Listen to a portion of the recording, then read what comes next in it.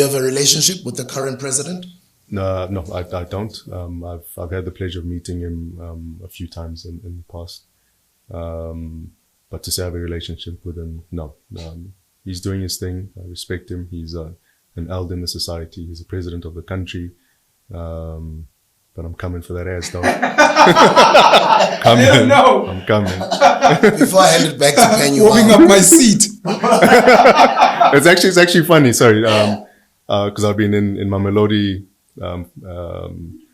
Pretoria East for the past 2 days, and it was actually strange. And I was just having a little chuckle in the car to myself. So as I was driving past, what would have been, let's call it, between Sandton and Midrand, I saw what I assume is his motorcade in the morning. This was like 7:30, 7:45 in the morning, driving past, and I'm like, oh, this is interesting. The president is on his way to getting fired. I'm on my way to getting hired. Let's go. I think you're sitting in my seat, Tony. Jeez. No, straight, man. So before I hand it back to Penyo, a lot of people are hurtful in the country. We all know what's going on in the country currently. Is the ANC still the viable vehicle to solve this country's problems? Yeah, so let me break it down this way. Accountability, I think, has gone out of the window. No one's got answers and no one is being held accountable for their decisions and their actions. The blame game, pillar to post, that needs to stop. If you're a leader, you need to stand by what it is that you say. And if that axe comes down, put your neck on the block and take it like a man. So the ANC, as it stands, and we touched upon it briefly early on, it's no secret. It's in a very tough position. It's got electoral decline. And when it comes to the tag, the leader of society, it's becoming more difficult for the ANC to wear that badge proudly with holding our heads up, because I'm part of the ANC. So, I don't want to say they, it's us. The ANC needs a complete reinvigoration. It needs a complete overhaul. It needs a complete change. The ANC's failed to evolve. Simple as that. Policy conference, what do we expect from it now, within this week? Land expropriation without compensation, free education, amongst a whole host of things. We haven't implemented. We are guilty of too much talking and not enough action. ANC is in planning mode and not in implementation mode, and that's a problem. And that's the difference we're proposing that we'll do. The time from concept to decision making needs to be as short as possible, as part of an evolution to say we're living in a time where if you're not making decisions on the go, then you're missing the trick.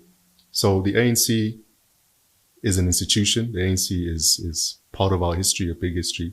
The ANC is still very relevant in the eyes, in the hearts and minds of people. That institution that is deep rooted and still alive. There's no doubt about that. But if you look at the direction in which the ANC is going, if they don't shape up, it's over. As a matter of fact, so you must say if we, sorry, my apologies. My apologies. If we don't shape up, it's over. Then it's not over for the elders, or it's not over for us. It's over for our grandkids. My children's children, your children's children. It's over for them.